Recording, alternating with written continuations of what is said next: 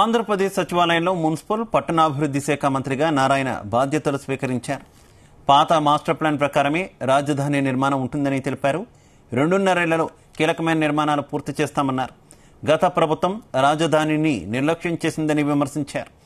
3 రాజధానుల పేరుతో 3 ముక్కలాట ఆడిందని ఎద్దేవా చేశారు మంత్రి నారాయణ.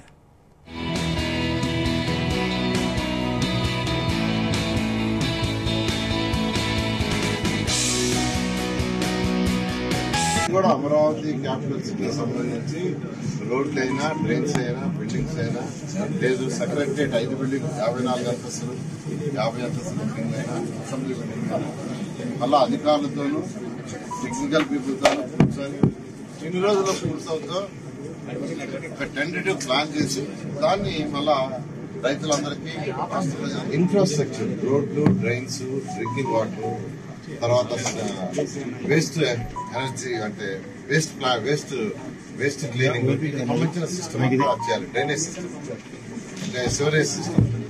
దానికి ఎంత టైం పడుతుందో అది దాని ప్రకారం యాక్చువల్ గా ముందే ప్రజలకు వివరిస్తాం.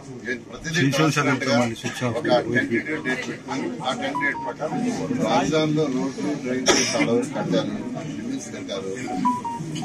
దాంట్లో ఎంత డ్యామేజ్ జరిగిందో చూడాలా, ఆ డ్యామేజ్ ఎవరు చేశారో చూడాలా.